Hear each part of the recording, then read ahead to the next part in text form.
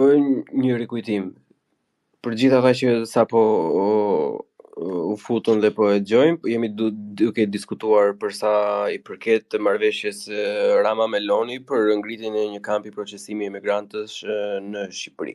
Unë do të ndaj disa fakte me juve, duke u nisur nga çfarë u tha, që për momentin, sipas Statistas, që është institucioni statistik më i fuqishëm dhe më i integruar në mbar botror për momentin, popullsia franceze pure për momentin është 87.7%, që i bie 58 milion dhe jo 40 milion. E thënë kjo, e lëmë me njanë këtë. Nuk ka rëndësi që edhe në qoftë se ata janë 40 me 20, nuk ka rëndësi se nga janë ata 20 nga Maroku apo nga Shqipëria apo nga Serbia, kjo nuk ka rëndësi fare. Ata janë shtetas francez tashmë. Ajo çfarë unë parashtrova më përpara ishte proporcioni në mes të procesuarve ose ata që po procesohen në momentin në raport me ato çfarë ofron. Edhe në qoftë se ne do të kishim këtu në mesin ton dikë që do i lëvizte numrat edhe që do i shprehte numrat ashtu siç duhen, duke futur GDP-n, duke futur paketat sociale, duke futur dhe një nga faktet për shembull gen që Franca për shembull e ka akceptancën për emigrantët një nga më të ultat në Europë. Në bazë edhe kjo që sa për djeni bëhet në bazë duke pyetur emigrantët në dallim kulturor dhe të ngjyrës, që do të thotë kulturor për çfarë janë, le të themi, aziatik, që ndryshojnë në pamje, për çfarë janë të lindjes së mesme, që ndryshojnë po ashtu deri diku në pamje, por zakonisht për gratë që kanë kodet e tyre të veshjes. Dhe duke këta njerëz që janë pyetur, në krahasim me shtetet e tjera, Franca është goxha poshtë. Për çudi. Unë nuk mendoj kështu. Bile ajo që theti që Franca ka 57 milion nuk është e vërtet. Në Francë është ndaluar të bëhen kështu dhe statistikash. Të thjesht punë gazetarie. Franca ka ndaluar me ligj dy gjona, të bësh DNA edhe të bëjnë statistika mbi kush është francez i vërtet dhe kush është francez i bërë, si thonë. Në rregull, po fakti që Franca ka ndaluar me ligj, se Franca janë francezët janë popull i madh, janë popull me kulturë ndryshe nga ne. Ne jemi popull ballkanik, popull i vogël. Jemi mistret si gjithë ballkanikët. Kemi problemet tona, kemi paragjykimet tona. Që ata të vinë, unë jam kundër më valla që të vinë refugjatët, po jo që të vinë 36.000 veta aty direkt vit për vit, sepse ata në rast se ata nuk do na arrin të menaxhohen, ata për mendimin tim do jenë goxha problem për Shqipërinë. Në rregull. Petro, të lutem shkurtimisht se po preti. Lidhje me këtë francez vërtet apo francez pa vërtet. Franca të nderuar nuk ka qenë shtet, ka qenë perëndori. Franca ka njerëz të cilët kanë lindur në Algjeri, kanë lindur në Senegal, ku diun se ku kanë lindur dhe kanë luftuar për Francën. Kanë dhënë gjakun e vet edhe deri në luftën e dytë botërore, po edhe në luftra të tjera që Franca ka bërë në Afrikë apo në Amerikën e Veriut. Dhe këta janë shtetas francezë dhe kanë nënshtetësi franceze për të drejtën e tyre. Janë në shtetas të Francës të lindur në vende të tjera që kanë qenë zotrime të Francës. Ky është dallimi. Franca është shtet kolonial, Shqipëria nuk është shtet kolonial. Shqipëria është një shtet i kolonizuar dikur nga turqit, ka patur në shtetas turq edhe në Shqipëri. Shqipëria ka kaluar proces dekolonializimi ashtu si shtetet e tjera që kanë qenë pushtuara nga Franca. Kjo është arsyeja pse Franca, pse Anglia kanë shtetas nga gjithë bota që janë mbledhur aty. Nuk duhet i krahasojmë pikërisht për shkak të kësaj të kaluara që kanë ata. Francezët kanë vrarë 1 milion në Algjeri. E mos flasim për krimet në vende të tjera të botës. Kështu që në këtë raport vendi ynë nuk ka kryer asnjë genocid ndaj askujt dhe minoritetet që i kemi patur dhe i kemi integruar në shoqërinë tonë nuk kanë vuajtur kurrë vrasje apo linçime apo masakra.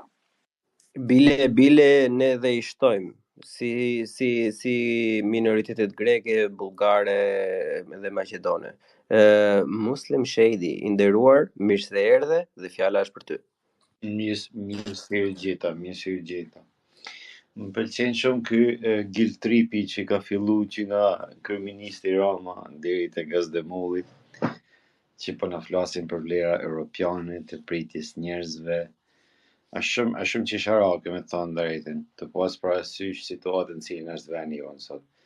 Ne i vend që nuk mund të sigurojmë drejtat edhe të në shërbimit popullsisë tonë, mos përmenin popullsijet e mos përmenin 3.000 vjeta prej zotit dje se prej ka vinë ata, pavarësisht strukturave që mund të ndërtohen, pavarësisht sa lek mund të hidhen aty.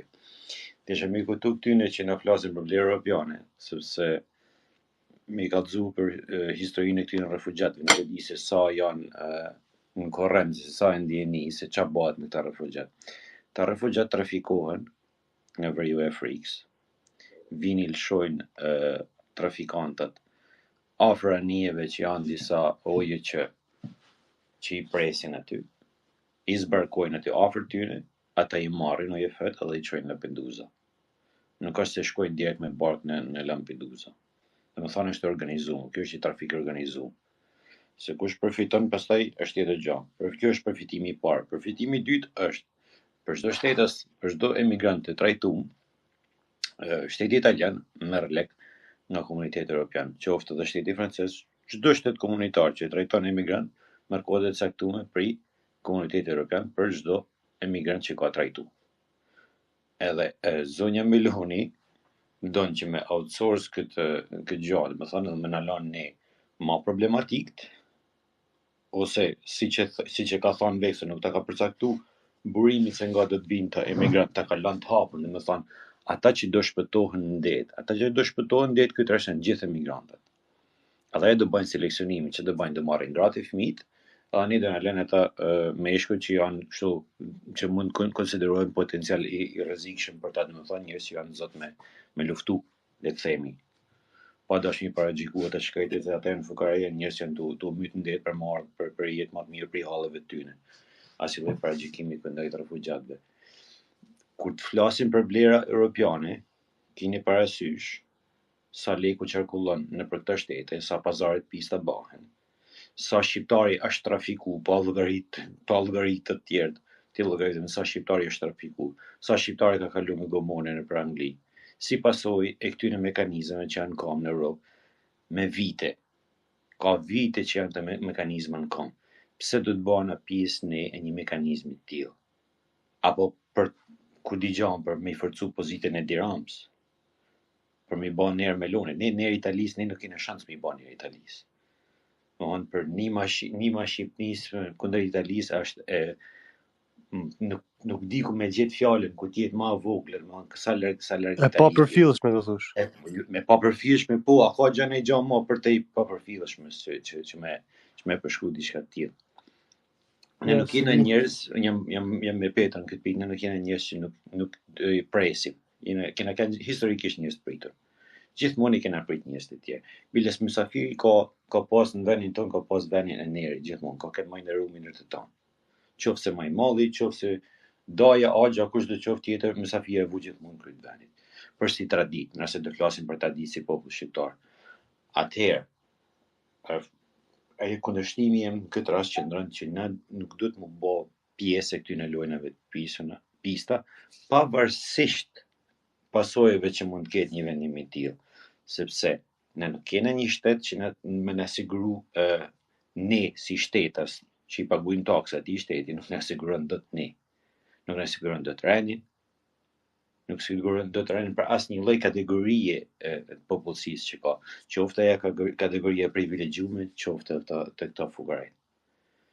Kur ti nuk mundesh me siguru veten, si mundesh me siguru këta të tjerë? Kjo është pyetja. Faleminderit. Okej, fjalën e ka Besimi. Unë duke i dëgju disa këto argumentin e tyve për përdorin si kundër argument. Muslim Shady tregoj se shqiptar kanë përfituar nga këta mekanizmat që i ka pas Evropa edhe që janë dalë në migracion. Unë mendoj që pikërisht kjo është arsyeja pse Shqipëria nuk mundet me pas një qasje refuzuese ndaj këtyre gjërave, ku dje punët e migracionit, e refugjat, te kjo. Se edhe në Angli kur ka debati, për refugjat ndryshëm që po vinë në Angli dhe po regjistrohen sistemin e tyve. Shqipnia u morë si shembull edhe në parlament, po edhe kryeministri i tyve kur e dha një intervistë. Për shembull i kemi njerëz për Shqipënisë po vinë ta po lypin azil politik. Kurse tha është një vend që nuk i kishte taku njerëzve me ikë për ati vendi edhe me ordhë këtë na për shembull me lyp azil politik. Na të fol për në qitë kohë me pavarësisht zhvillimit jashtëzakonshëm që ka pas Shqipënia, pavarësisht që shumica e çtive njerëzve që ikin emigracion nëpër Evropë, mujnë me një qasje pak më ndryshe, mujnë me qelë një biznes edhe me përfitu për çtive turistave, miliona turistave që vinë e vizitojnë Shqipërinë. Dhe me thonë, kjo hipokrizi me thonë po, nësi popull emigrojna, e lona venin, edhe shkojnë në për këtë botën, po në vend tonin mos të vjen kurkush, asese. Nashta që kjo do t'ja hop pak mendjen Shqipënisë, do t'a banë ma open-minded, se tash me rahatien edhe me rritin e standardëve që është i bon Shqipënia, janë se shtë Kosova, ka fillu pak një farë debati kulturor, a përputhën vlerat e tona, mos rreshtimi në gjumë dhe jo në vlera fetare, mos ishte gabim, dhe me thonë kam fillu. Ndërsa edhe Roma, nështë ta me këto, po të mi apru pak publik, dhe mi thonë, a di qka, nëse juve ju pengojnë edhe vlezrit kosovar, që propja bi multikulturalizmin e venëve tjera. Ajde, shikoj, më të lutem tani se unë këtë besim me gjithë respektin që kam për ty, në asnjë lloj mënyre nuk mund ta pranoj. Tani, të lutem, të ftoj sinqerisht edhe miqësisht të mos ma ngresh një perandor tiran si Neroni famkeq që është Edi Rama sot. Se deri tani po thoi që ka bëj gjë shumë të mirë, ka pasur një super zhvillim Shqipëria, e tani si i bie kjo sipas logjikës që ky është në dëshkim sepse shqiptarët nuk e kanë qef kosovarët, është absurditet. Kjo është ato brainwashing, kjo është brainwashing, kjo është gaslighting, kjo është duke i vënë njerëzit në sedër për diçka që nuk është ekzistent. Është manipulim o vlla. Ky është manipulim tejet i pastër. Bleon kisha filluar me smart. Kemi pasur skena, kemi pasur diskutime ndonjëherë edhe fëminore, bile unë me mikun tim Gazin e kam diskutuar në një nga episodet e Buçi Podcast për sa i përket asaj historisë qesharake për titrat, edhe dolëm në konkluzionin që nuk ka asnjë lloj gjë të keqe. E unë këtë nuk e pranoj në asnjë lloj momenti që pas ka një pjesë të shqiptarëve që nuk i dashkan kosovarët. Këto janë thjesht komente tipu. Të lutem, ta mbaroj. Sepse po e thoshe, ashtu e ndodhe fjalën që Edi Rama po ja u thoka me që juve si dashkeni këto, atëre po ju sjell të tjerëve. Tash ndaje mendjen i dashur. Ose këto janë njerëz si gjithnjë, ose pastaj janë dëshkimi i Edi Ramës. Nuk mund të jenë të dyja. Këto dy gjëra nuk mund të ekzistojnë në të njëjtën kohë. Ose janë dëshkimi për këta shqiptarët e keq që nuk i dojnë vëllezërit e tyre, edhe do marr kan dikush që s'është vëllezërit e jon, do ta ndaj mendjen tani, ose janë njësoj si ne ose s'janë njësoj si ne. Jo ndeshkim, unë thash mund të shërbejnë si me më të bëj si për edukim. Edukim. Ma open minded. Do më na eduku Edi Rama. Në kulturën ndryshme të ekspozon. Jo zotri, që të jesh mendje hapur, duhet të kesh mendje në fillim. Edhe pa kultivu mendjen, ne nuk mund të flasim tashmë për mendje hapur. Këtu duhet të jemi të lutem, duhet të përmbahemi thelbit. Nuk më pëlqejnë këto lloj degëzime të tilla që me që juve nuk qenë keni gati edhe nuk i pranokeni, nuk pas keni vlera bashkëfetare, nuk ka vlera bashkëfetare. Edhe kemi folur në shumë spesa të tjera dhe shumë podcaste të tjera. Shqipërinë nuk e ka mbajtur feja bashkë, e ka mbajtur shqiptaria. Edhe unë këtë i nderuar, mbase ekstrapolova pak më shumë se sa ç'duhej, po në asnjë moment unë këtë nuk e pranoj. Edhe të lutem, të ftoj sinqerisht dhe miqësisht në deklarata të tilla të bëjmë jashtëzakonisht shumë kujdes, sepse ne xha jemi kulturë edhe duhet të jemi tejet të kujdesshëm. Kosovarët se kanë këtë problem se na jena mësu me do Shqipërinë më shumë se sa njerëz që jetojnë në Shqipëri. Ja pra, ti i nderuar për shembull, me fjalët e Gazit, ti i nderuar në këtë moment, ti je racist në këtë moment, sepse ti je i bindur që shqiptarët nuk i duan kosovarët dhe ti je i bindur që kosovarët janë mësuar, kështu që e presin edhe nga shqiptarët. Kështu që ti repre e asaj që ti ishe kundër deri tani, sepse zotri ky ishte komenti tejet racist, duke thënë që shqiptarët e Shqipërisë nuk duan Kosovën siç e duan shqiptarët e Kosovës Shqipërinë. Të lutem. Unë pas ke keq kuptu, veç një tro. Unë e thash se fundmi, me erhatien, me zhvillimin ekonomik, kanë fillu të debate që unë personalisht nuk kisha besu që më mi dëgju. Se sa a përfillën vlerat e tona, a ishte gabim rreshtimi rreth gjuhës, rreth vlerave të shqiptarisë dhe gjuhës e qëtona. Dhe me thonë, unë në qitë kuptimin be tham. Po jo më shumë, po tjetra, a banë prapë me shtutje dhe diqka, ku në parlamentin e Anglisë edhe vetë kryeministri angles e përmeni pak çështjen e shqiptarëve që po migrojnë në Angli, ku tha vinë nga një vend ku nuk ka nevojë me dhon azil politik ose nuk janë ekonomikisht keq, saqë me lyp një emigrim në Angli. Çfarë mendon ti për këtë punë? Po, sa përqend e popullatës janë shqiptarë në Britani, besim, e sa përqend do më na shtuan na këtu? Karl, lutem, se i përgjigjem, nuk ka problem, nuk kam nevojë të kaloj as në numra as në teknikalitet. Nëse ai shoh me përqindje, besoj që këtë 30.000 shqiptarë në Shqipëri, komo e njëjta përqindje me sa 200-300.000 shqiptarë që janë në Angli, sa milion veti ku Angli. Në rregull, shife, besim, e bëjmë replikën bashkë, me që më ftove në replikë se edhe Ariani është duke pritur.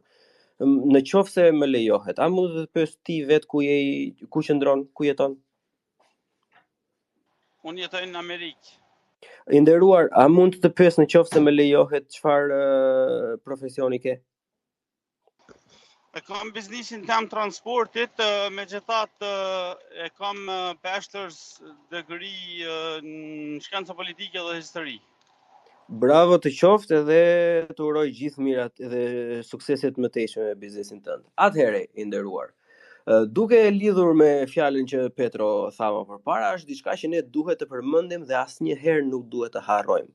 Duhet të kemi përpara syve tan që Shqipëria është duke marrë brylin gjatë gjithë kohës. A nëse Shqipëria do ishte dikur një vend që kishte eksportuar sklever, edhe kishte marrë litium, edhe kishte marrë diamante, kishte marrë are, e kemi hakën ndaj Zotit lart, edhe ndaj universit, me ju kthy edhe me ato njerëz të cilët ne i kemi zhvatur, siç ka bërë Italia, siç ka bërë Spanja, siç ka bërë Franca, siç ka bërë Anglia, do e kishim detyrë më të madhe dhe duhet të ulim kokën edhe të dilim zot asaj pune. Por ne, as mish, as peshk, në asnjë lloj momenti të historisë ne nuk e kemi parë hajrin asnjë lloj gjëje, të kolonizuar kemi qenë, gjithmonë jemi cilësuar, pavarësisht se ne kemi një mendim edhe kemi një mendim të shëndetshëm për veten tonë, gjithmonë nga të gjithë ballkanët e tjerë, pavarësisht se vazhdimësia historike tregon të kundërtën, jemi trajtuar si inferior, si klasë të dytë, si ignorant, si të pashkolluar. Asnjëherë nuk kemi përfituar në kurisë asnjë tjetri. A të lutem, ku bën sens fakti që pasojat kolonialiste të një vendi si Italia dhe Franca t'i mbajë Shqipëria në kurisë? Në cilin moment ky bën pjesë? Më fal, kjo për mua është një karrot. Ajo karrota që i varet gomarit përpara që ai vazhdon e ecën se e kupton se do ta kapi, po asnjëherë s'do ta kapi. Edhe njëta gjë që bën, e di, un kam në këto 2-3 ditë më është rritur respekti për Greqinë tej mase. Që është gjë e rrallë të dëgjohet kjo nga Blon Hasani. Sepse Greqia thot unë nuk lë të futesh në Europë, po nuk më dhe detin apo po nuk më njoh këtë.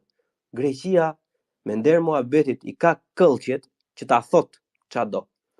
Po tani një vend si Italia që duhet me ato lloj marrëdhënie që kemi ne dhe me sa truj kemi dhënë në Italisë, përveç të gjithë emigrantëve, duhet të na jepte ndihmën në mënyrë bilaterale edhe për interesin e vet, sepse ka një komunitet mbase të vogël për disa, po për mua jo dhe aq të vogël. E pra mik i dashur, ne nuk mund të të kthehemi në pularin e Europës, edhe mos të shohim frytet. Në qoftë se neve na vin mjek nga India, nga Bangladeshi edhe nga Afrika, ajde bujrum, mbase na duhen disa mjek, mbase na duhen disa inxhiniera. Në qoftë se të do japin kontributin në shoqërinë tonë, do paguajnë taksa, Do fillojnë të mësojnë gjuhën siç mësojnë shqiptarët gjermanisht e frëngjisht edhe nga 4-5 gjuhë. Durchschnittlich mesatarja. Atëherë, okay. Bujrum, edhe Zoti ju bëft mbar, edhe faleminderit që erdhët se po i ngrini vlerën e vendit tim. Por tani, unë të hapa borrin e shtëpisë time, vetëm që dikush të vi, edhe ta përdhosi atë sikur të ishte një cop toke, sikur të ishte një shesh ku përzihet betoni. I nderuar, i respektuar, unë këtë më vjen shumë keq, po unë respektin për vendin tim të dy anë të kufirit e kam shumë herë më të madh se sa aq. Çfarë, sa i përket kësaj kolonizimit që po përmend, ndoshta anglisht mund me thonë, okay, njerëz pe Indijës le të vinë ose pe vende të tjera që i kena kolonizuar, mirë po pe Shqipërisë mos na vjen asnjë se kena kolonizuar. Ose Zvicra mund të më thonë njëjtën sen, mund të më thonë Shqipërisë ose Kosovës. Kur të kom kolonizuar tyje që po vjen edhe po ke lyp azel para luftës në Kosovë, ke lyp azel kur i ke ik komunizmit për Shqipërisë, ke po lyp azel tani eksena. Do të thonë, nderuar, nëse do të më citosh, të lutem më cito fiks, jo vetëm pjesë, se nuk është e drejtë. Vetëm pjesën e thash, ky argumenti i kolonizimit mund të më thu only so far që thonë amerikanët, apo kupton? Se në njëjtën sen, jo çdo vend ku emigrojnë shqiptarët e ka kolonizuar Shqipërinë. Apo kupton? So nuk mundesh e përdor tamam si argument. E përdor që s'ke me të, sepse argumenti nuk ishte që nuk e emigrohet sepse e ka kolonizuar, ishte kolonizimi nuk funksionon sepse jo vetëm më përpara sa kemi parë frytet, po as sot nuk do të shikojmë frytet, sepse nëse një individ nga këto, nuk e di, nga Kameruni, kalon edhe pranohet sepse ka një profesion të mirë, atëherë atë Italia dërgon një tragedë zotërie, ta merr ta çon në Itali edhe e vendos në funksionalitetin e vet. Edhe neve jemi thjesht sheshi kampi përqendrimit or vlla, Vernichtungslager.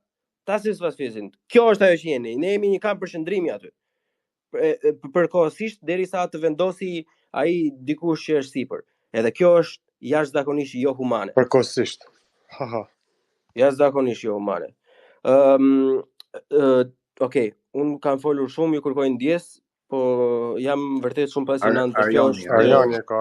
Rëndësishme për mua. Radhën e ka Arjani, pastaj Gazi. Unë desha të mësoj prap jetës gjë për fat keq, desha ta pyes Besimin. Besim, si e shikon ti veprimin e Mbretërisë Bashkuar, domethënë për t'i dërguar azil kërkuesit e vet, refugjatëve vet në Ruanda, ndërkohë që presin. Si e gjykon? Nëse po na dhim se emigrantët në shpirt, emigrantët se është e gabuar, refugjatët, aq shumë, domethënë a është e ndershme të bëjmë pjesë në lojën ku përdoremi si vend i dorës tretë, si vend, domethënë që u shërben për frustrimin e mëtejshëm të azil kërkuesve. Nuk e di nëse e ndjeni, po thash, sot që flasim, Mbretëria e Bashkuar i dërgon në Ruanda azil kërkuesit e vet në kohë pritje.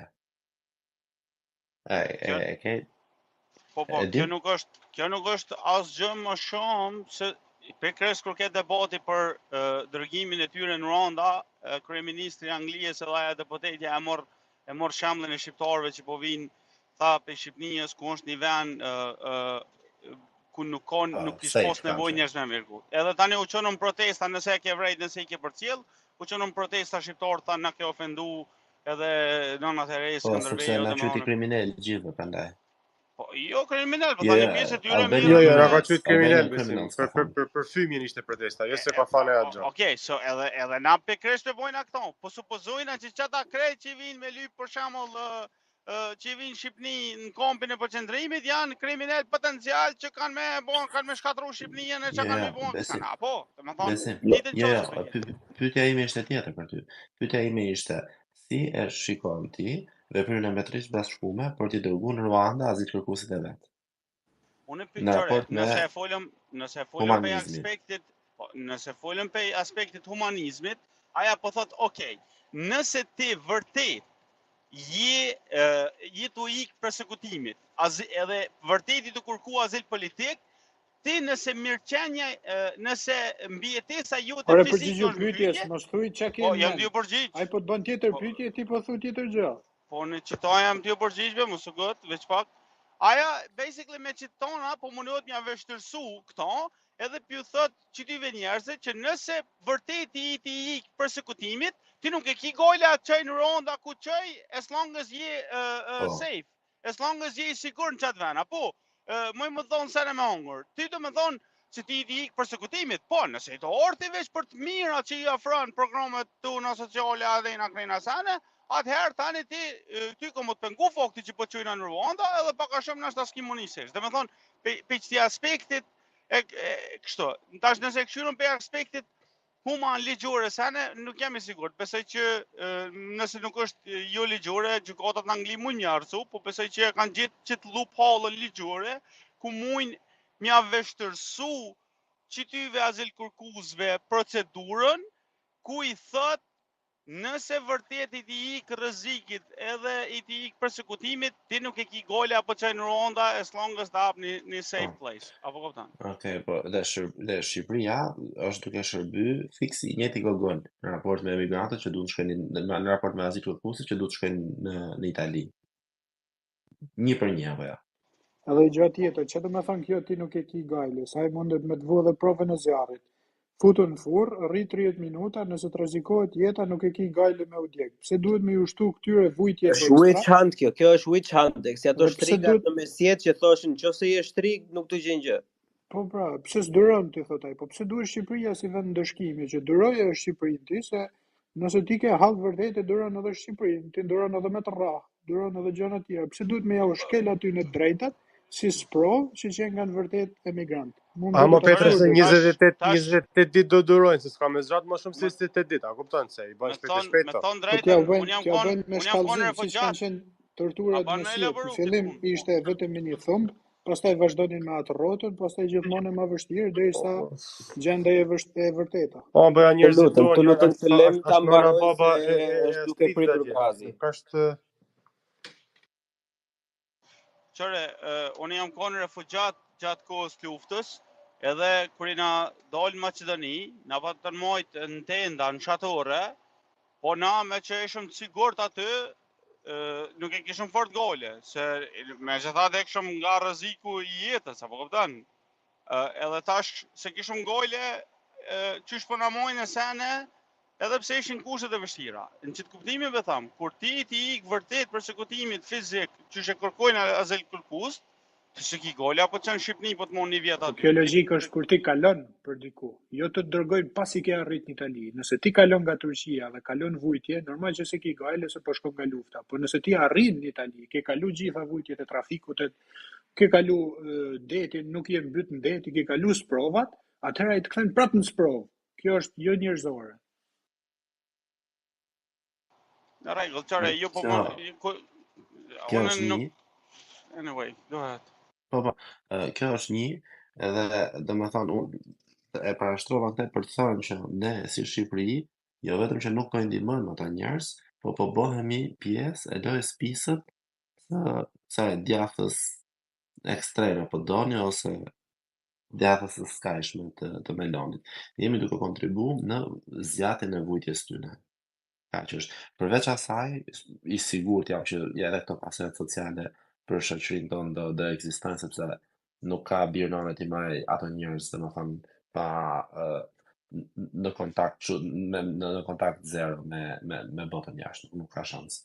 E kjo nuk është fundi i botës, kjo është pasojë që ndoshta unë do isha i lumtur që ne ta mbajmë si shoqëri për eksperiment social. Merri 10 inxhiniera, 10 doktora, futi vetëm burra në një kamp, lej një vit, frustroj dhe shiko se ç'a bëhet.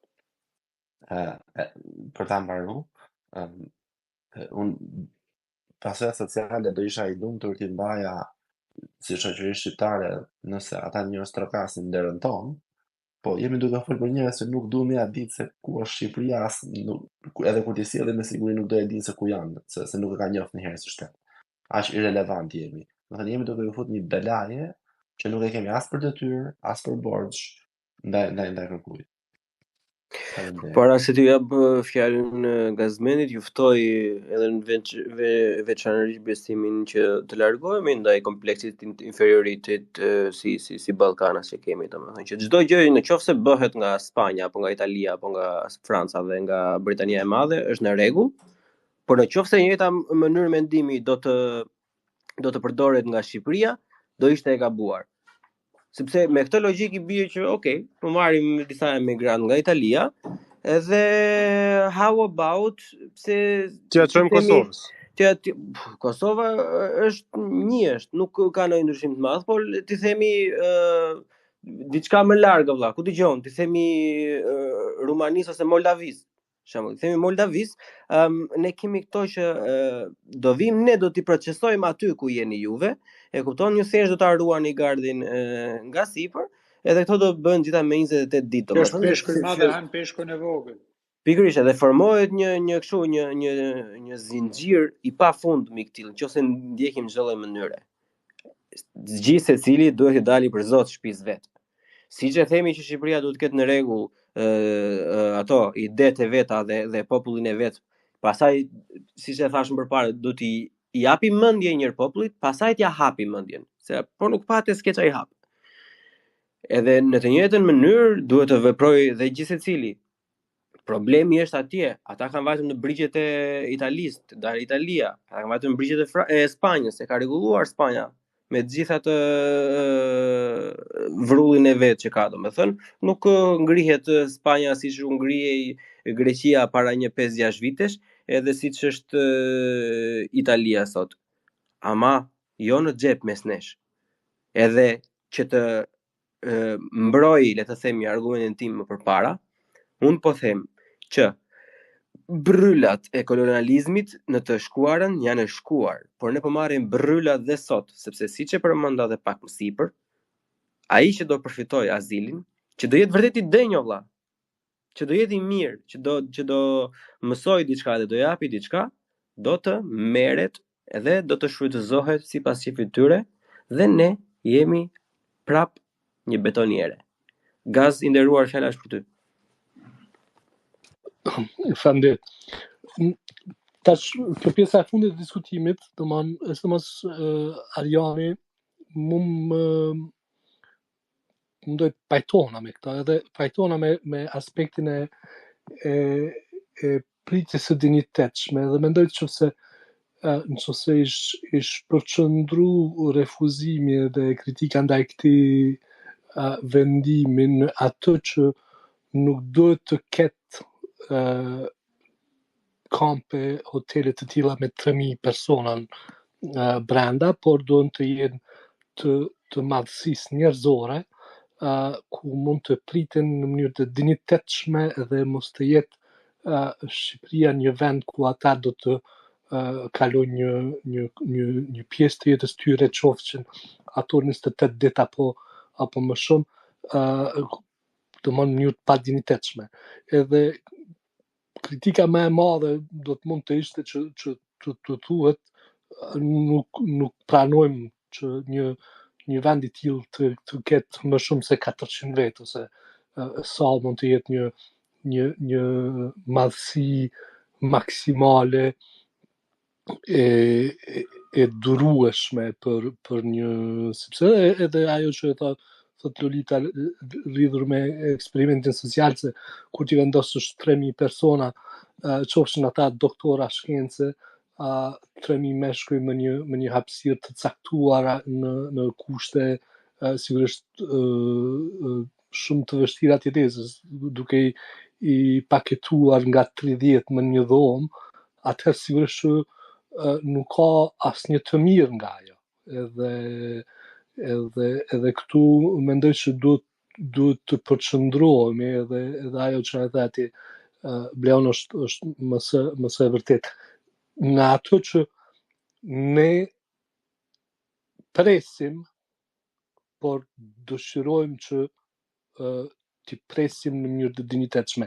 E jo të shkojmë në kritika edhe në një refuzim të asaj, sepse nuk i dojmë ata se janë ndryshëm nga ne. Edhe nuk i dojmë sepse janë çka po dione. Sepse kjo nuk është vështirë edhe me mbrojt edhe vështirë që kalon. Por nëse kritika përqendrohet në ata që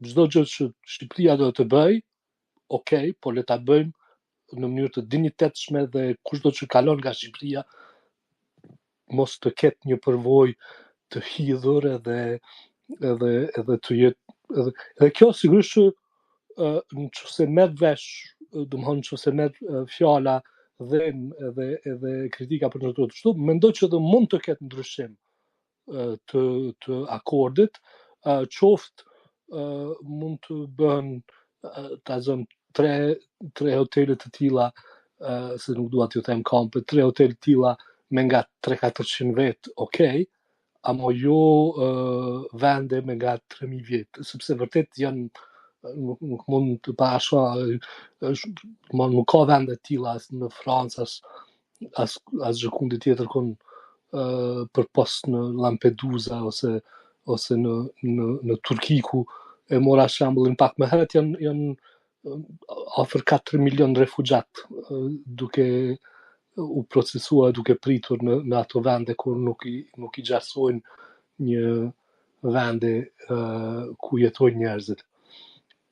Këtë deshta ta them, por une e kuptoj se kjo është e vështirë, por në qoftë se bëhet në mënyrë si them njerëzore, profesionale, edhe me struktura qoftë edhe të jenë të kontrolluara nga shoqata të ndryshme humanitare, që duhet të vëzhgojnë kualitetin e qëndrimit aty, nuk do të kishte problem. Problemet vijnë kur jeta bëhet e padurueshme dhe atëherë ata, siç e mori shembullin Lolita më herët, kur ata që e kanë thy rrethojën për të ngrënë pasta, domethënë bëhet tjetër. Këtë desha ta plotësoj. Gaz, nuk kam një pyetje për ty. Pavarësisht se mund të ngëlloj pak vulgare dhe e pathirur, po unë prap do ta bëj sepse dua një përgjigje të ndën. Sa mendon ti se ka shanse që kjo vendimi i Ramës të jetë fiks ajo që u përmend më përpara, që ky është një dëshkim i shqiptarëve që nuk duan shqiptarët e Kosovës? Jo, kjo është absolutisht domon skandaloze të flitet kështu. Kjo nuk ka të bëj me nuk guxojmë të shprehemi kështu. Shqiptarët e Shqipërisë për dhe të Kosovës asnjëherë nuk kanë pas problem me mikpritjen edhe është marrëdhënie pa lidhje, mos t'i japën pesh, edhe është vështirë edhe me kundërshtu pa se të mundu me shpjegu, thua se po ja japim pak a shumë pesh. Okay. Por jo, përbes edhe mendoj që gjithë shoqëria shqiptare është në këtë vijë, edhe nëse nuk shprehet, është në këtë vijë që nuk dëshirojnë që këto hapësira të procesimit të jenë të padinjitetshme, të panjerëzishme. Në qoftë se janë vende ku njerëzit vijnë dhe presin në kushte të mira, domethënë kanë shujta ditore, kanë një hapësirë ku flanë, kanë hapësira ku rrinë, ku bëjnë sport, edhe në pritje qoftë 1 muaj ose 2 ose sado që ju vjen të presin, të kenë një qëndrim të dinjitoz. Ashtu siç edhe nëse prej fillimit domethënë në mënyrë e krijon një hapësirë që nuk është njerëzore, është borg atëherë i mshefur sekret. Atëherë kjo nuk ka vërtet përkraje. Vetëm mund më pengon elementi i refuzimit për shkak se janë tjerë. Ajo është irrelevante gaz. Unë kuptoj që ti je një individ goxha i lexuar dhe ke takt në mënyrën e të folurit, edhe e vura re se gjatë gjithë kohës ishe duke u munduar mos t'i quaje kampe, por fatkeqësia e realitetit gazmendit dashur është që ato janë kampe. Ato janë pikërisht kampe dhe asnjë gjë tjetër përveç se kampeve. Unë do t'ja jap fjalën armikut të popullit dhe pastaj Titit, pastaj Agronit se janë duke pritur. Armiku është për herë të parë, rregullat pa mendja se I di, kështu që e ke fjalën. Me shumë gjatë, paka shumë. Faleminderit shumë, po gjithsesi po mendoja që e keni marrë si temë kështu krejt për zemër, edhe kjo historia e këtyre emigrantëve apo refugjatëve, si doni quani, po mendoj është më e vjetër se sa ç'a di këto 2-3 muajt kaluar, ka gati një dekadë që kanë marrë kështu fluksin emigrantë të refugjatë ndryshëm prej botës ndryshme, kryesisht tani këta me Italinë që vinë nga Afrika dhe kanë një bregdet që di goxha gjatë e gjerë që ndishin prej Libis, po besoj zakonisht, që është një vend me trazire e ngjashëm, janë gati se të pakontrollueshëm, po ndërkohë është njëri prej tregjeve më të mëdha në botë, sigurisht ilegal, që ndoshta fitem fit shtyhet me tregun e drogës, po duhet patur parasysh që kemi të bëjmë me disa njerëz që paka shumica prej tyre, shumica absolute prej tyre kanë qenë larg civilizimeve, larg ndërtesave të mëdha. Disa prej tyre kanë pa vetëm në televizor ose në telefonat e tyre, disa s'ja kanë idenë se mund të ketë kështu ndërtime të mëdha gjithë këto makine e gjëra. Po mendoj duhet jemi, në fakt ne jemi si popull kështu zemër gjerë, po kur ke parasysh një diktat I tillë vjen nga një shtet fqin si tipit urdhëresës, edhe ndoshta kjo mund t'ju shqetësoj, po fillimisht unë mendova se me që s'kisha informacione, mendova diku me 3 pashe, mendova sikur ishin 300.000, po këta që kanë krejt 3.000, me se kuptova prej zotit Demollën. Edhe po besoj që nuk kanë ndonjë farë shqetësimi qoftë për stabilitetin ç'a di ekonomika të sigurisë e gjëra, po janë thjesht urdhra të pranuara nga këta servila kryeministra, ngjashëm siç ndodhi me ata gazetarët ukrainez para pak muajsh. Do të thotë këta thjesht kryen detyrat, nuk është që kanë ndonjë farë pozicionimi kështu ideologjik apo politik. Pastaj nëse është shqetësim, siç u tha, vendosja e tyre nëpër kampe apo hotele, ç'a di, ndoshta mund të diskutohet, po nuk arritem me kuptu shqetësimin e të shqetësuarve, ndërkohë pak a shumë kuptova këtë mbështetjen e këtyre mbështetësave ç'a di, kanë arsyet e tyre zakonshëm. Okej, të falenderoj nderuar. Ti e ke radhë.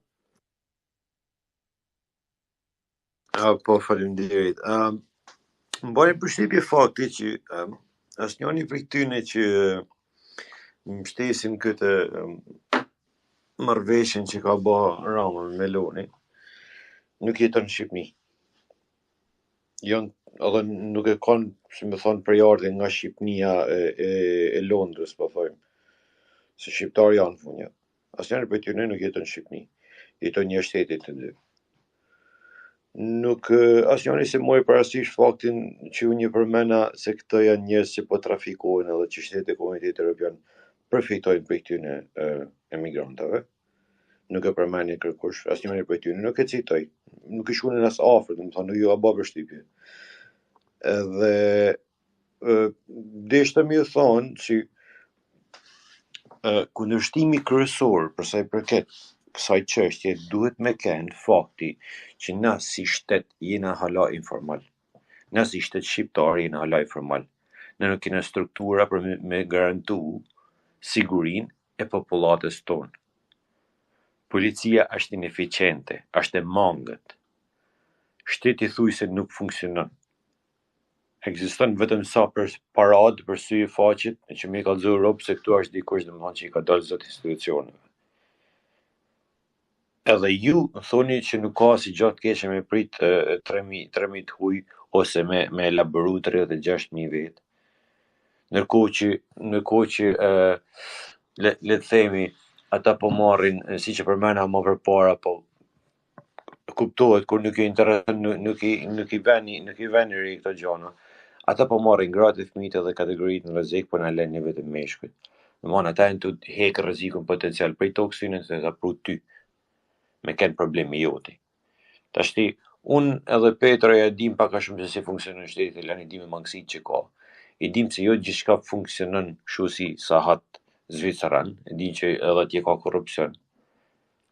Edhe nuk du me imagjinu se qa mund të ndodhin në Lezhë, në shtëpi teme, për atje ku vjone, në një moment kur të ketë korrupsion në ato lloj kampesh, edhe që të fillojnë pastaj ikja e refugjatëve ose trafikimi tyre ose çfarë lloj mund të ndodhin si refugjatëve aty në si edhe banorëve vendas.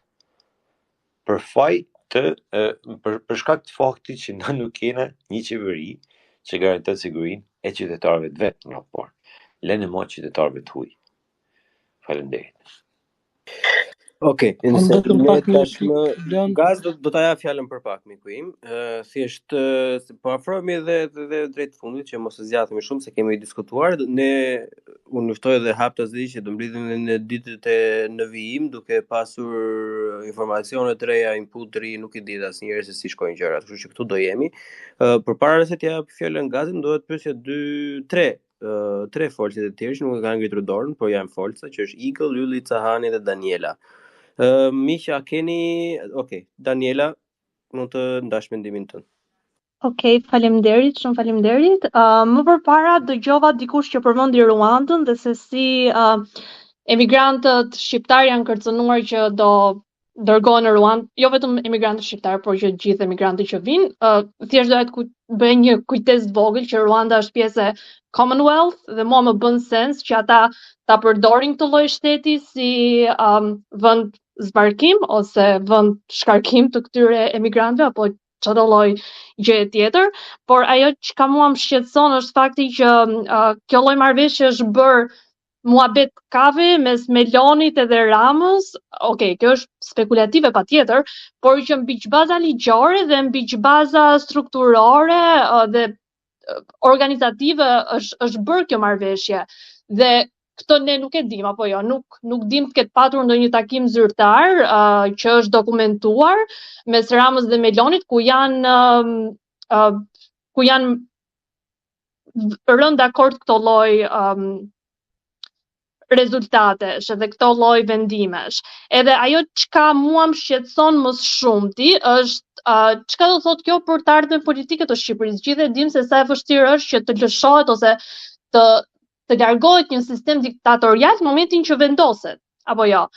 Dhe për mua kjo është ajo që më shqetëson më shumë, është fakti që në këtë lloj mënyre ne po bëjmë atë propelimin ose propelling të një sistemi diktatorial, një sistemi autokrativ, marrje së vendimeve pa dokumentuar asgjë, pa pasur vizibilitet populli mbi asnjë lloj vendimi që merret apo asnjë lloj marrëveshje që bëhet, që më vonë mund të ketë patjetër, okay, po bëhem pak paranojake, por që më vonë do ketë pasoja të tmerrshme jo vetëm mbi Shqipërinë dhe shqiptarët, por që siç e përmendët edhe ju edhe mbi këta emigrantë mbi cilët ne nuk dim asgjë, nuk kemi pasur asnjë lloj lidhje historike, kulturore, nuk kemi asnjë lloj borxhi politik për t'ju kthyer këtyre individëve dhe kjo ishte pyetja që doja të ngrija, domethënë sa e sigurt është kjo lloj marrëveshje për të ardhmen politike të Shqipërisë dhe kjo lloj mënyre marrjesh vendimesh, mua nuk më bën të ndihem e sigurt. Të doja të thoja. Edhe ke është zakonisht shumë të drejtë, sepse ajo çfarë ti e thënë në mënyrë figurative më përpara me një takim kafe mes Ramës dhe Melonit, në fakt në kuptimin e drejtë ke të drejtë në 100%, sepse ndryshe nga një lloj procedure e shëndetshme politike që do të ishte mbledhje e dy qeverive edhe le të themi nuk ishte as pse të ishte Rama dhe Meloni vetë, por ministrat e jashtëm dhe ministrat e punëve të brendshme edhe disa ministrat e tjerë mund të kishin bërë një marrëveshje të tillë në tavolinë me negociata, me përfitime, me detyrime, me pagesa, me përfaqësues BE-s, kujdes. Me përfaqësues të BE-s, duke u shpalosur të gjithë planin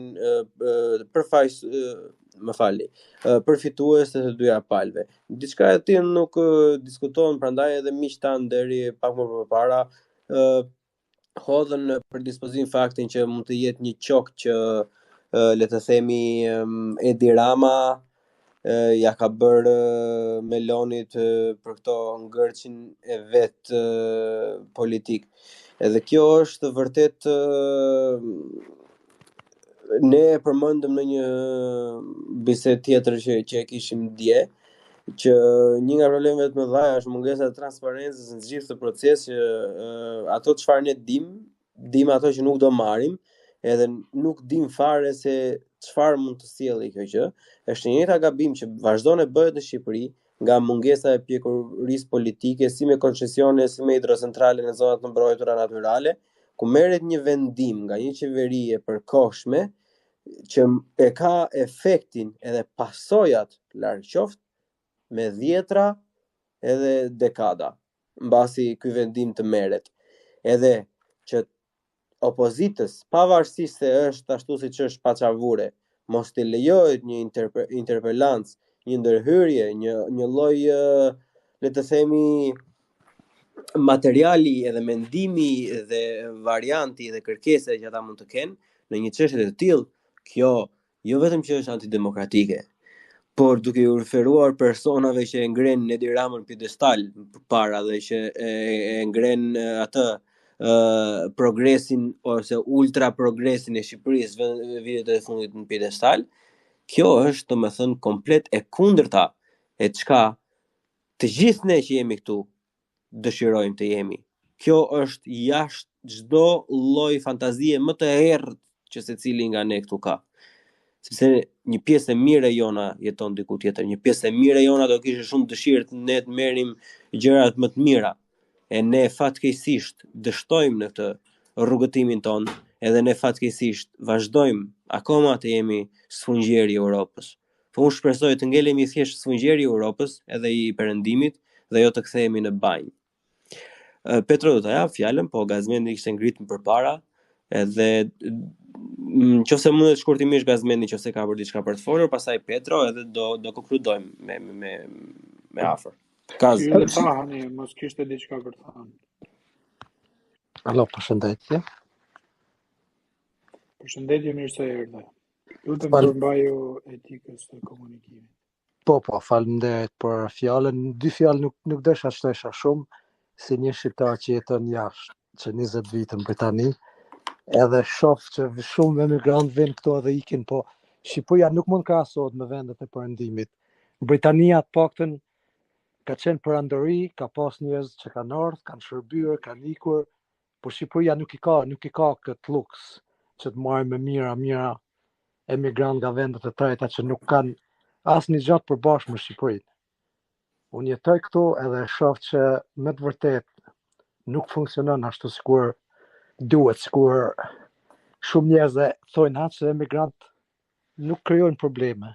Me të vërtet unë punoj këtu, ka shqiptar që ndoshta kanë dalë edhe jashtë ligjit, kanë bërë disa gjëra, por në përgjithësi komuniteti shqiptar këtu në Britani është integruar mirë, punon, janë shumë të respektuar. Kaq kisha, faleminderit. Okej, Gazi? Jo, vetëm shkurt se Muslim Sheli pak më në briku si kur tha nuk janë as nga Shqipëria. Është vërtet që nëse i pengoj edhe unë që jam nga Kosova, e kuptoj fort mirë që I pengon dikush. Ja, kuptoj drejtë me fjalën tëme, mos më shtrëngo fjalën mua. Ti nuk banë në Shqipni, ti nuk din gjase çfarë bën në Shqipni, nuk ke informacion. Ti vetëm atë që shef televizor. Fjala jeme që nuk banë në Shqipni, ku normal që të pengon ai afrikani. Jo, s'pengon fjalë jote mua. Pengon mirë se si të e pru.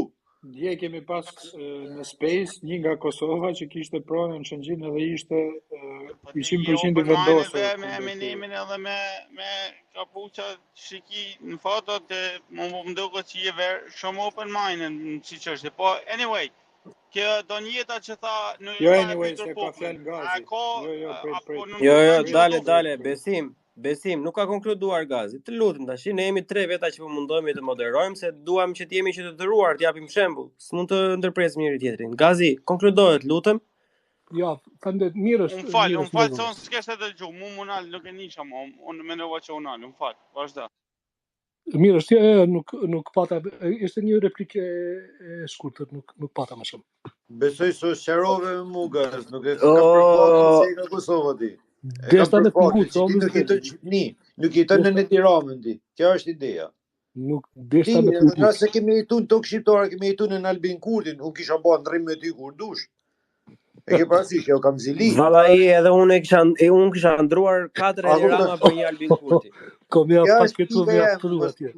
Jo, lutem shumë mos më shtremno fjalë, na mund mos bim dakord. Pa rëndësi koha e punë, prapë I respektu, po mos më shtremno fjalë.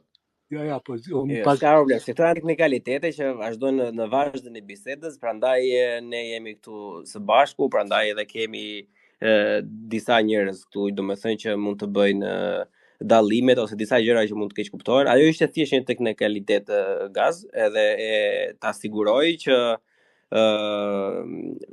Muslim Shade nuk ka pasur asnjë lloj le të themi qëllimi të atill, por ja vlen të thuhet Gaz, që vlen edhe për mua kjo, jo vetëm për ty edhe për Muslim Shade-in, jo vetëm për ne të 3, por edhe për një pjesë të madhe tjetër që është diçka që mua I vëlla ma thot çdo herë që unë flas në telefon dhe jap idetë e mia se si mund të hapim një biznes, se si mund të ndryshojmë shoqërinë edhe si të jemi më të mirë, është shumë herë më e vështirë kur je atje. Domethënë, kjo nuk na ndalon, unë jam 100% me ty që kjo nuk na ndalon ne as pak të japim inputin ton.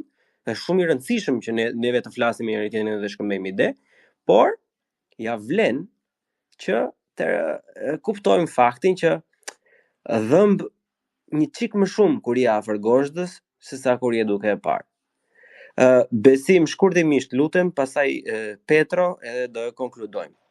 Jo, veç do njëta që tha pa e pyet popullin fare, apo nën kupton kjo që u duf me mojt referendum, e di Roma për këtë çështje, se në demokraci ta thash shumë zotri. Ta thash shumë. Nuk ka marrë pyetje qeverinë o zotri I dashur, referendumi o zoti I madh sille një orën përpara referendumin. Ai s'ka pyetur asnjë ministër vetën, asnjë është nëni kushtetutës që kur bëhen vendime të tilla. Ka pyetur, ndoshta I ka pyetur ka kundërshtuar, po megjithatë vendimi përfundimtar është ai. Edhe ai ka vendosur nëni kushtetutës që kur bëhen vendime, besim votës e borën e është nëni kushtetutës. Po jo, më nuk e bart fare sepse ne nuk e dinim që një marrëveshje e tillë ishte në tavolinë deri në momentin që u shpall vendimi. Ku e shikonti demokracinë edhe vendimin edhe votën këtu? Por zotrin niset që 3 muaj përpara kjo, kur hapet marrëveshja, thon, zotrin të dashur, populli nderuar, ne jemi të diskutuar X marrëveshje. Do mbledhim qeverinë për këtë, do mbledhim ministrat, do mbledhim intelektuale, këshilltarë, dreqe, shejtan. Pastaj çfarë referendumi do ta shkë referendum ti. Ai s'po bën ato minimalet, as zagarët e vet që I komandon me zinxhir, nuk po I fton të japi mendimin e tyre. Jo më si ndryshe e pyet popullin, se kjo insistoj që çdo me pyet popullin. Unë referendumin e shoh si më direktën me pyet popullin. Mënyrë më direkte për me pyet popullin. Në çfarë kuptimi? Pra po, Rama jot I nderitur se duhet të hap fjalën Danielës, të kërkoj fare Daniela se ishte fjala jote në fakt. Perandori që ti adhuron ai shumë nuk ka bërë asnjë lloj referendumi dhe është jashtëzakonisht kundër. Daniela, fjala për ty. Okej, nuk e kisha fjalën për referendum, e kisha fjalën për bazat ligjore dhe strukturale mbi të cilat është bërë marrëveshja dhe transparencën. Nuk e di a jeni ndjeni, por që ka shumë research papers, ka edhe shumë, tani po bëmi pak idealist, por që është kjo ideja e open government edhe open decision making, që patjetër jemi shumë larg asaj në Shqipëri, por që të paktën të kemi transparencë mbi marrëveshje që po zhvillohen, gjatë procesit që po zhvillohen, jo në momentin që merret vendimi dhe ne jemi para faktit kryer që kjo gjëja do ndodh në Shqipëri. Dhe është një gjë shumë e re për Shqipërinë, nuk mund të themi që është një vendim shumë trivial, që ne nuk kemi asnjë lloj, që nuk do ketë asnjë lloj ndikimi në shoqërinë shqiptare dhe asnjë lloj interesi nga shqiptarët për këtë lloj vendimi.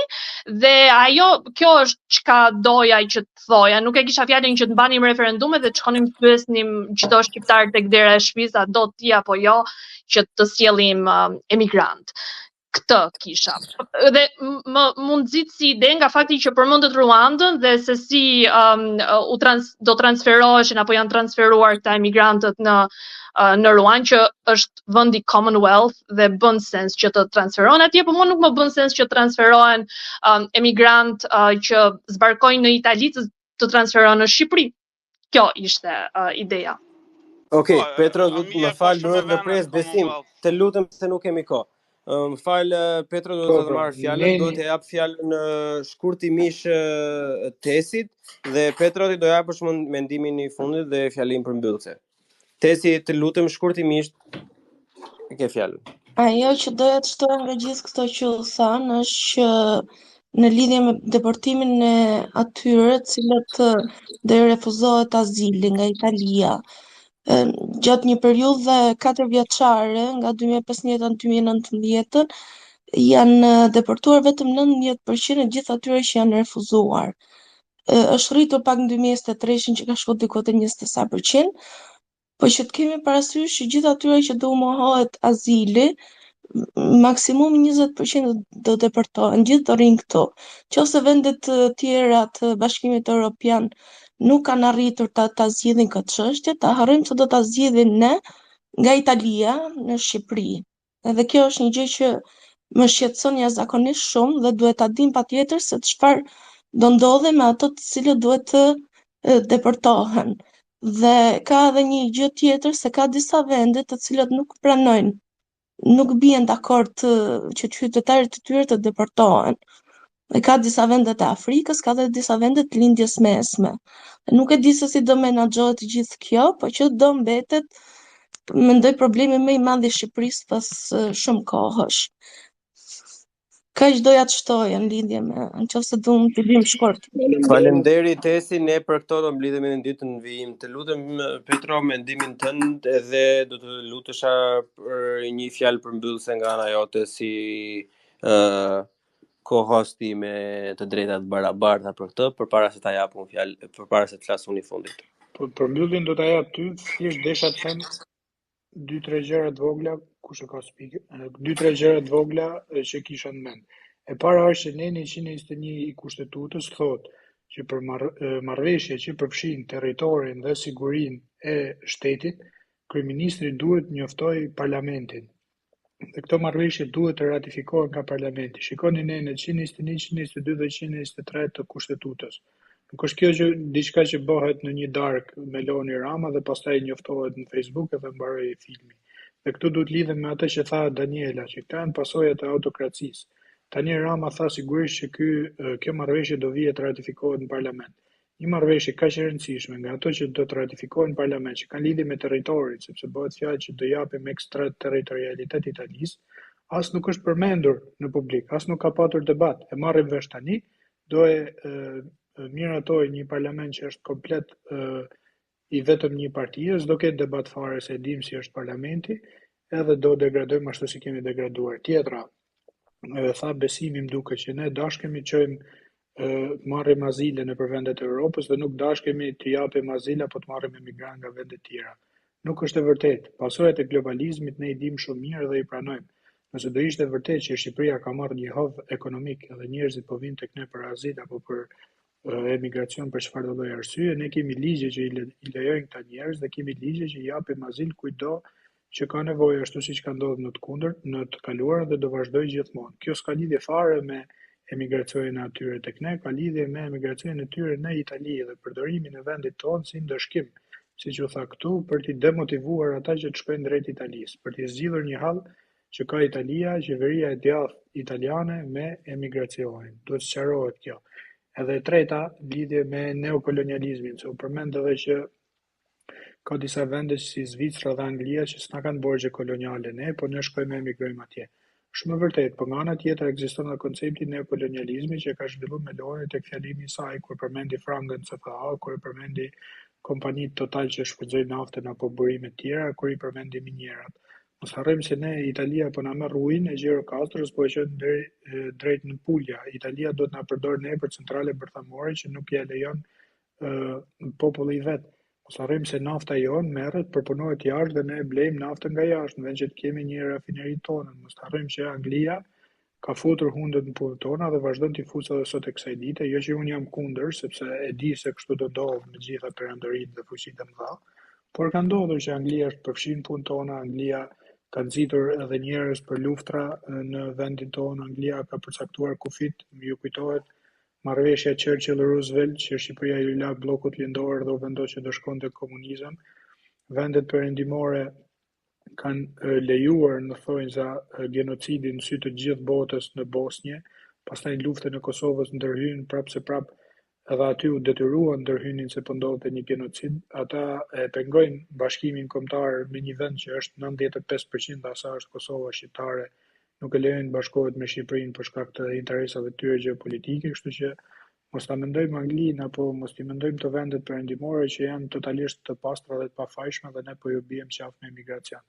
Zvicra është një vend i cili ka depozituar paratë nazistave, paratë terroristave, paratë diktatorëve nga e gjithë bota.